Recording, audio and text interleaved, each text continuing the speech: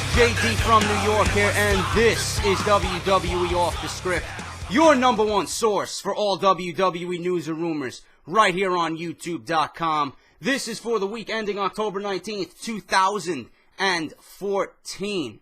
Thank you so much for joining me. If you guys are new, subscribe. If you guys love the wrestling world brought to you from the eyes of a real wrestling fan, this is what Off The Script is about.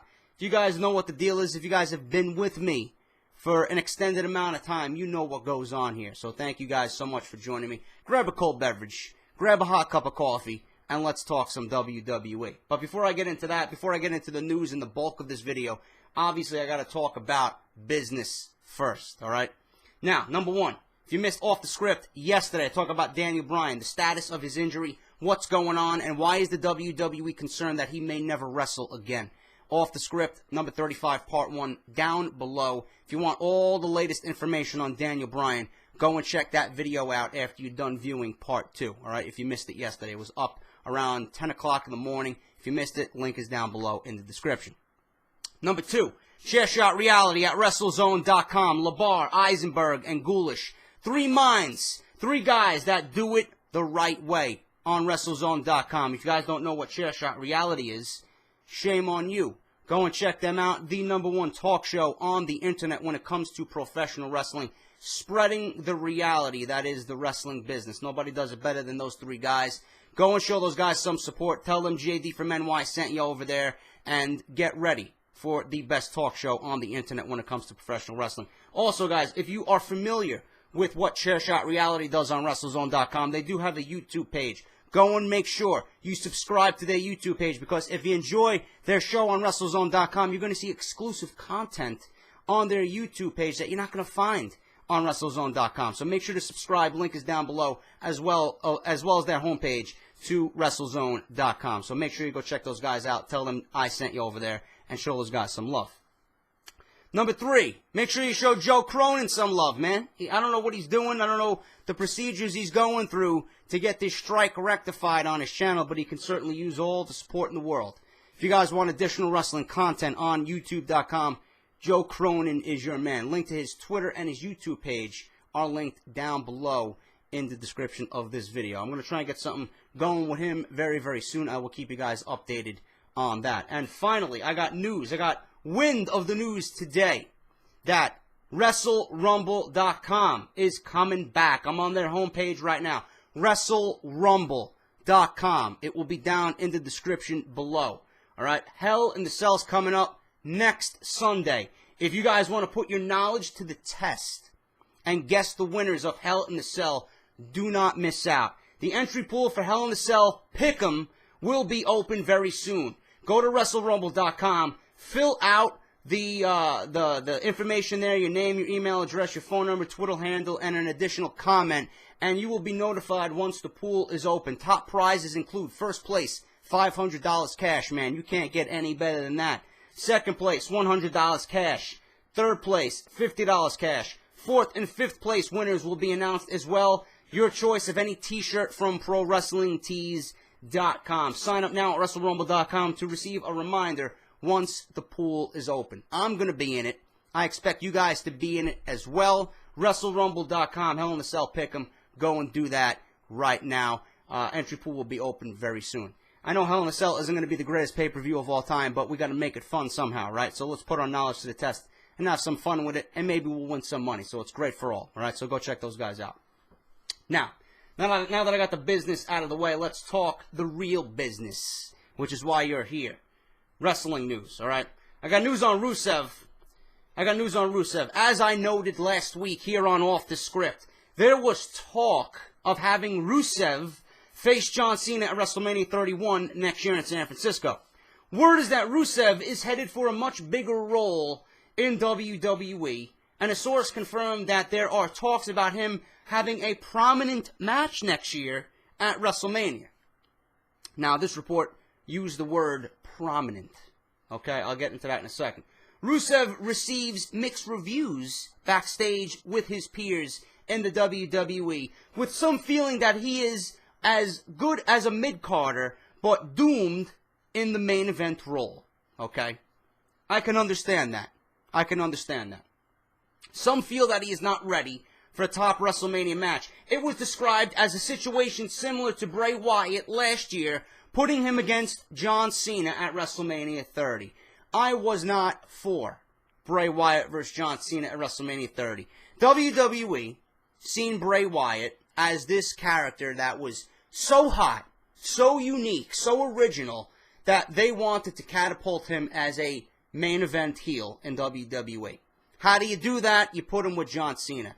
That necessarily doesn't work all the time. Cena doesn't work well with everyone on the roster, okay? I didn't like what they did at WrestleMania, even though many people did. I thought the match was boring. You know, they might have told a great story in the ring, but it didn't go farther than that. It didn't do anything for this viewer. All right, the matches that they had after that were actually a lot better. But Bray Wyatt, a lot of people said that John Cena actually buried Bray Wyatt along the way. I don't see it that way. I think Bray Wyatt gained some nice exposure working with John Cena. But ultimately, it was WWE that failed the Bray Wyatt character because they don't know how to work with Wyatt's character, being that it's so original and unlike anything on WWE TV right now. It's not cut from the typical mold that a WWE character is. That like you see Orton or a Sheamus or a John Cena. He's not any of those types of guys. He's Bray Wyatt. He's that good. He's unique. And with Rusev going against John Cena next year, it's going to be the same thing. You know, John Cena in a mid-card role at WrestleMania does nothing for me. You know, obviously we don't want to see him in a main event. But when you put him against guys like Rusev, he should be putting guys over when he's in a role like that. He should have put Bray Wyatt over at WrestleMania. Okay? He should be putting Rusev over if this match does take place at WrestleMania. Rusev should dominate John Cena. If you are going to invest your time in Rusev, if he's going to be the guy that you're going to put all the chips on, you're going to put the entire fucking pot, gamble on Rusev, he's got to beat John Cena if this is the case. Alright? You can't put him in there and have John Cena embarrass him like John Cena embarrassed Dean Ambrose on Monday Night Raw. It's not going to happen. It's not going to happen. I am not for a Rusev versus John Cena match, okay?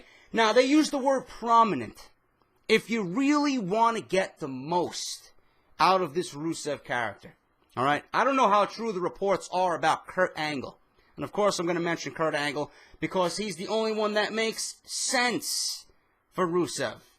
If you're going to bring back Kurt Angle, if the reports are true that Kurt Angle is in talks with WWE, there's talks going around that WWE only offered him a full-time schedule because they, in fact, did not want Kurt Angle to sign. They wanted him to turn down the contract. They don't have any interest in Kurt Angle. Why? Why? You're using the word prominent in this news article, okay? Prominent means Rusev versus Kurt Angle. You can't get more prominent than that. To me, that's more prominent than a match with John Cena. Without a doubt. Without a doubt.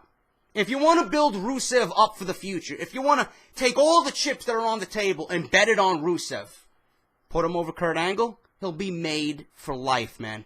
Kurt Angle is easily one of the top 10 wrestlers in WWE history. He goes over Kurt Angle at WrestleMania, Rusev. He's set for life, man. He's set for life. And it will be a better match than a John Cena versus Rusev match. Angle can still go. Rusev and Angle, I believe, will work very well together.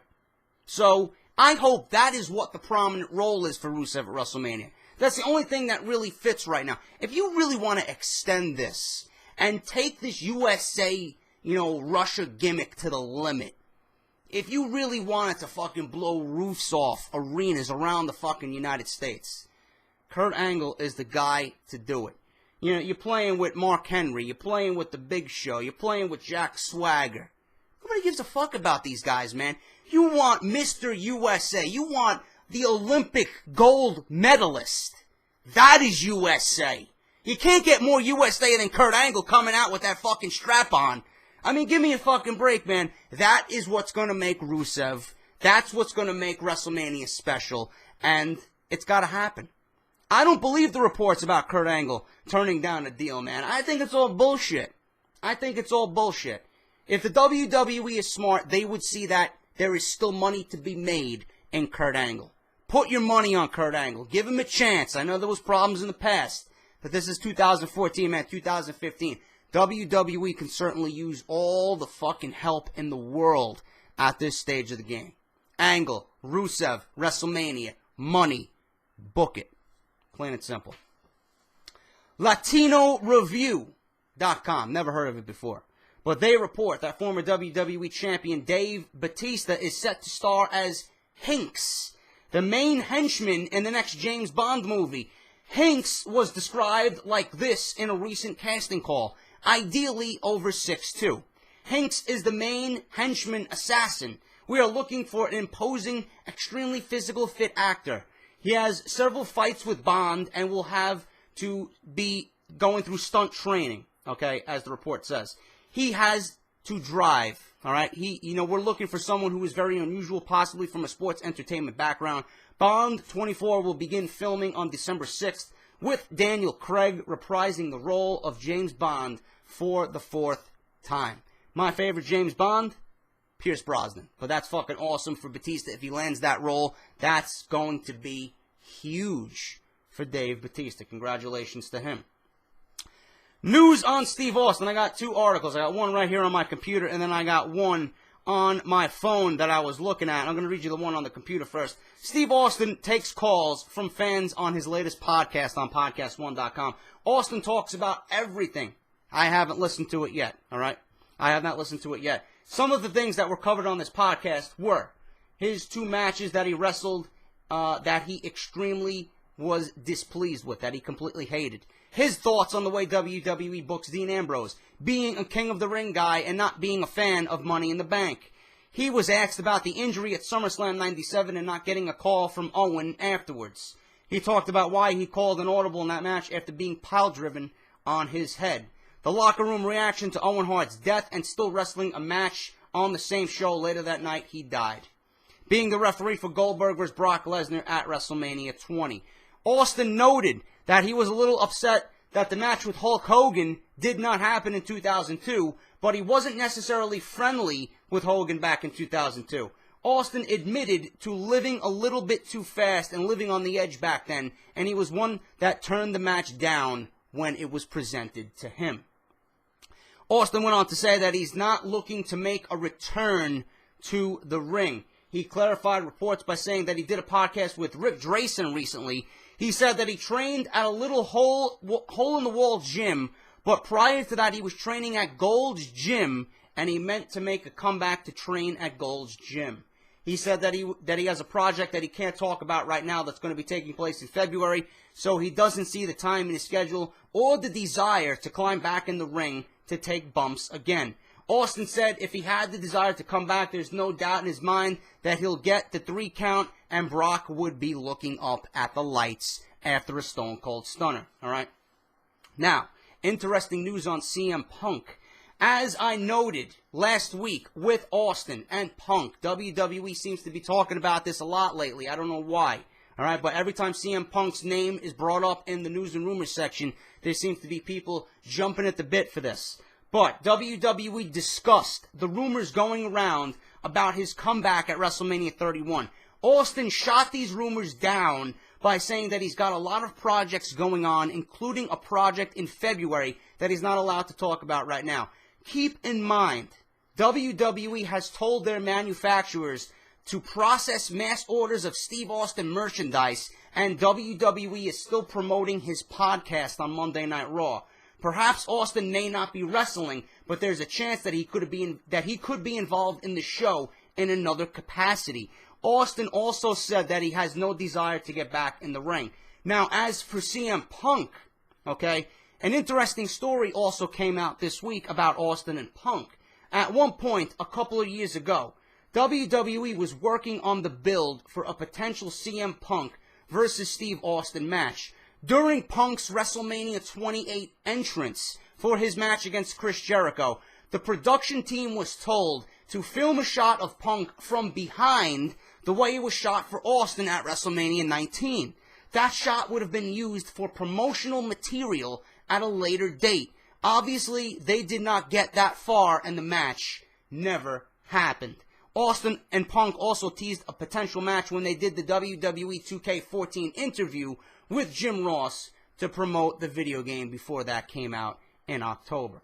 Unbelievable. A lot of news on Steve Austin. Looks like Steve Austin is going to be featured more prominently in WWE in 2015. Doing what? I don't know. But if I hear anything regarding Austin right now, obviously you will hear it here on Off the Script. Not making a return to the ring this year. I don't expect him to come back this year. If Austin wants to come back and he wants WrestleMania to be that show, if WrestleMania 32 happens at Cowboy Stadium in Dallas, no doubt in my mind, Austin will be back in the WWE, lacing up the boots once again. I got news on the Dudley Boyz. This is a big fucking developing story. In some news that will likely satisfy the hunger of many fans many fans of the WWE, especially back in the Attitude Era. It appears one of the company's legendary tag teams could be back in the WWE sometime in the not-so-distant future. According to a report by PW Insider, there is some movement on both ends to get Bubba Ray, also known as Bully Ray, in TNA, and Devon back in the WWE sometime soon. Additionally, the report states there is mutual interest from both parties.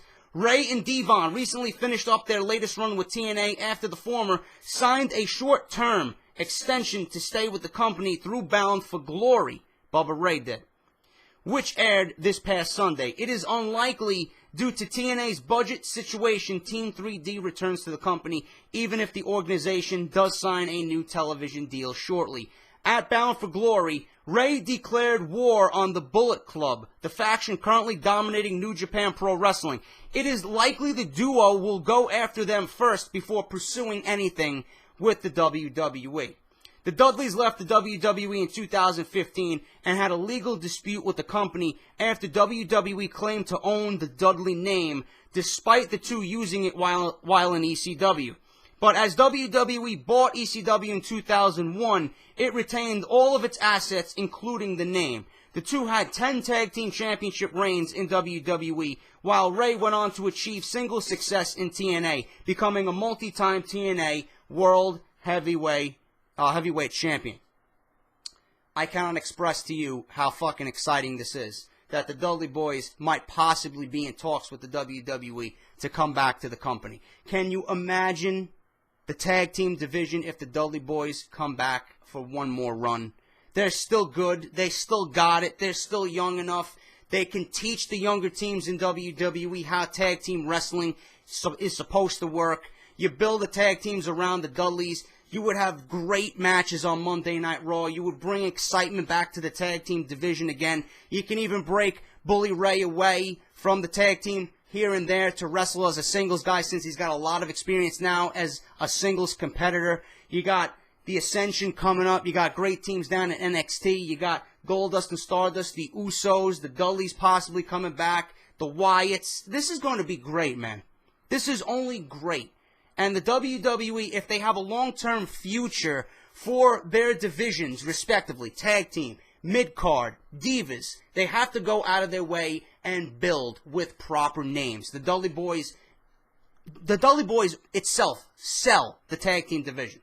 There's no other team in the world that could bring eyes to the WWE tag team division than the Dudley Boyz. Get the fucking tables and get them back on WWE. That's some fucking exciting news. I hope it happens. Maybe it happens before WrestleMania. It would be fucking unreal. I can't wait to see what happens. And that is all the news I got, guys. Let me see what else I got. I think I got some other. I think I got one other thing here on my phone.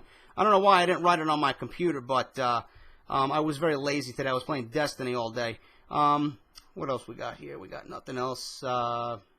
That's pretty much it, guys. There's really nothing else. I got news tomorrow on TNA. TNA negotiating with a name that's going to shock people. Dixie Carter, I don't know what's going on with her. She may be blowing smoke up our ass. But there's also news about TNA signing a new television deal. Wherever that's going to be, I don't know. I also got news on Randy Orton defying Vince McMahon and what he will not do for the WWE. All that plus much more on part 3 of Off the Script, guys. I hope you enjoyed this one. Let me know what you think down below of the Dudley Boyz possibly coming back to the WWE. Let me know what you think about Stone Cold Steve Austin being prominently shown on WWE TV in 2015.